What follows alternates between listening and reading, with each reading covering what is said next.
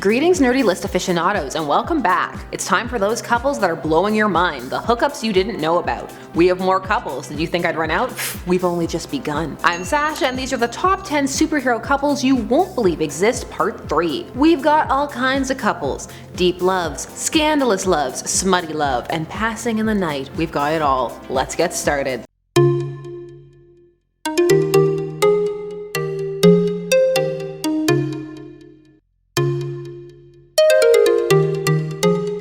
Number 10. Magneto and the Wasp. Magneto has been on the side of good before. He's even run Xavier's school for him, like when he died. That first time, not the other times.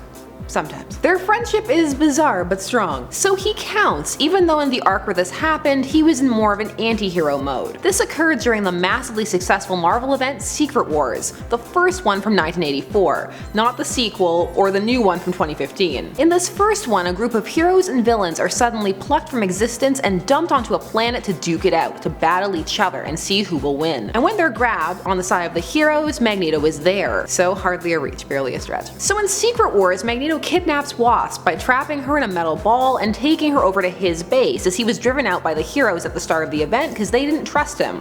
Well, Charles wanted to keep him there, but he was overruled. He kidnaps Wasp and begins to lay it on real thick. He's not a monster. He wants to discuss a team up. He respects her as a leader. She was leading the Avengers at this point. He thinks she's beautiful, and it looks like it's working, making out all over the place. But haha, it was a ruse. She was playing along to learn his plan to take back to the heroes. But for this issue where it's happening, I'm like, man, if only it wasn't so kidnappy and creepy. I can get behind this, and say what you want about Magneto, but he's not gonna slap her in the face. Number 9. Black Canary and Hawkeye. Yes, you heard that right, you haven't gone mad. But they're from two separate companies, you cry. Why do they only hire fake nerds? Calm down, it's okay. DC and Marvel have done more crossovers than people think, and this occurred during one of them, specifically in JLA/Avengers. In this story, Kronos, with a K, had smashed the two realities together, creating a combined universe, but not an amalgam one. In this one, they were still separate characters. In the amalgam universe, they were all fused together, like Darkclaw. So in this story, we see reality shift and reshape itself over and over, and in one of these shifts, not only is Hawkeye a member of the Justice League, but he's with Black Canary, and he apparently crossed dimensions to be with her. The League seems behind this too, with Diana proclaiming that they're a cute couple to Batman, but Green Arrow looks salty and pressed, as he should. A blip, but we'll explore a crossover couple more in depth a little later. Number 8. Superman and Supergirl, from Action Comics number 289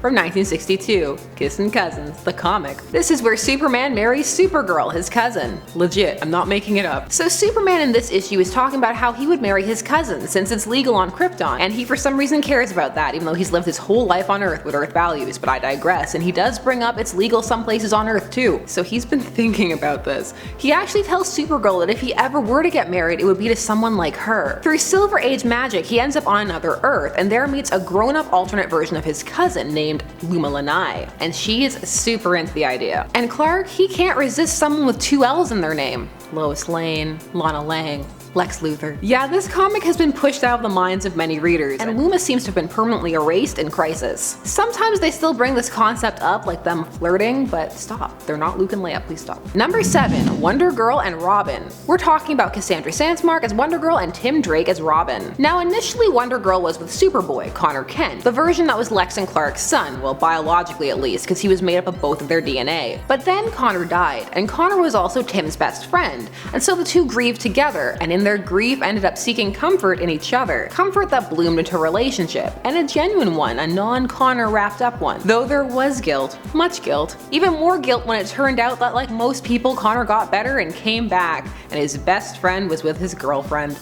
Awkward. Tim Drake had drama, I missed him. He's been a bit more sidelined in Rebirth. Yeah, he's Red Robin, but it's not the same. The Robin cycle in the Who's the One We Know the Least to Do What With Right Now department. Number 6. Spider-Man and Captain Marvel, Carol Danvers. This happened when she was Ms. Marvel. Spider-Man and Carol are contemporaries, and at one point he had developed quite the interest in her, a crush. And she, for all of her sniping at him, does respect him. He actually kinda barters for their date. She needs a favor from him, and he's all, I'll do it if I get a date, and she's like, okay. okay, but clearly doesn't mind and is all, I trust you. She probably thought he wouldn't show up given his track record, but he does. So the two end up going out to eat. It's not the worst date either of them have been on. She asks him about Osborne, they chat histories, it's pretty cozy, but they end up not being able to talk about anything but work. Because really, that's the most of what they have in common, but this pairing would creep up a few times. It's not the most popular for either of these two though. Number 5. Hawkeye and Spider-Woman. Hawkeye is everywhere in the background like a ninja, that pairing you never knew about. But then it's like, oh yeah, Hawkeye. Unless you're a Hawkeye fan, then it's I never forgot Hawkeye. So this started kind of awkwardly.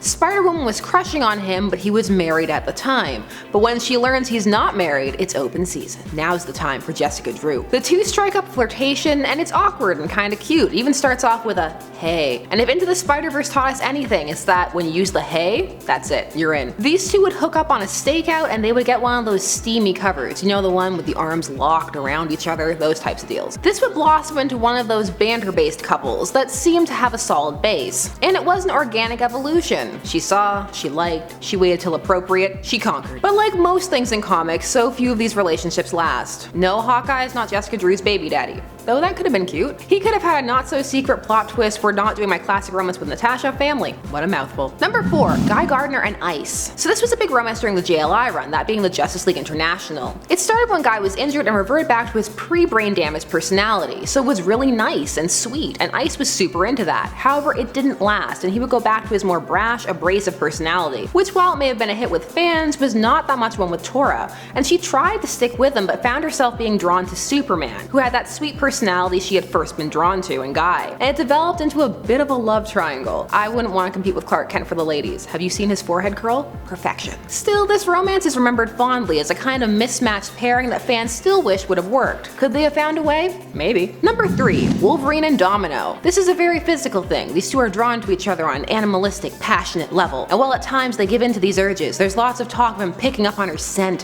which can vary in readers from hot to gross, please no thank you. These two have worked together on clandestine ops, and Domino gets Logan, both sides, the Wolverine side and the man he once was and sometimes still is. Plus, Domino is willing to do what needs to be done, which is a trait Wolverine always appreciates, because that's pretty much his creed. So these two can talk, but also break things off when they need to. Both of these two are more well known for other pairings though, like Cable and Domino and Wolverine and so many others. Number 2. Jubilee and Robin, yet another crossover couple, and we're again dealing with Tim Drake. This is from DC vs. Marvel from 1996, which would see the heroes from these universes fighting, so team-ups, and they would kind of try and match them. So Jubilee would go up against Robin. Well, they kind of fight, but also she's got a huge crush and throws herself at him hard, despite his assertions that he has a girlfriend. She would even cross universes for him and the two would share a kiss. The idea that Jubilee is a sidekick may leave some people pressed, but in 1996, was that really inaccurate? You decide, and leave triggered comments down below. These crossovers were interesting and made all the better by the fact that the writers did try to keep everybody in tone. So who won this fight? Well, Robin, but they were flirting so hard it barely constitutes a fight. He roped her up with a battering thing. Also, I love that when she crosses dimensions to see him, he's not like, oh my god, interdimensional travel. It's just like, what are you doing in Gotham? Batman trained him well. And in at number 1, Nightwing and Raven. Teen Titans go. So for a while, Raven was completely in love with Dick Grayson, or appeared to be, but he was with Kory, aka Starfire, but that didn't stop her from making out with him a whole bunch. And she was encouraged by the fact that when she kissed him, she sensed feelings of love. He did love her, but not like that, although for a while it was hinted that he did. Or with her kiss when she's in her white robes and he's in his horrible disco Nightwing suit with the high collar, and is all, oh Raven, I've waited so long. Then after it's all done is, I'm sorry, I don't know why I did that. And he didn't, there was chicanery. This would all end up resolved, and Starfire and Raven would team up in a mean-spirited joke that saw Raven making out with Dick, only for Starfire to fly into the window and be like, haha, got you, she's not in love with you anymore. Take that. Hilarious. I'm worried about Dick, even more now that he's Rick. Give me Dick back. You can snicker all you want. The more we prove that we can say his name like adults, the sooner he turns back into Dick. So those were 10 more superhero couples you won't believe exist. I'm having far too much fun. I need to be stopped. Top 10 sash and nerdy lists that need to be stopped. Thanks so much for watching Top 10 Nerd. Don't forget to like, share, comment, and subscribe for more nerdy lists, and hit that bell notification so that you never miss a vid, and we'll see you again soon. Bye bye.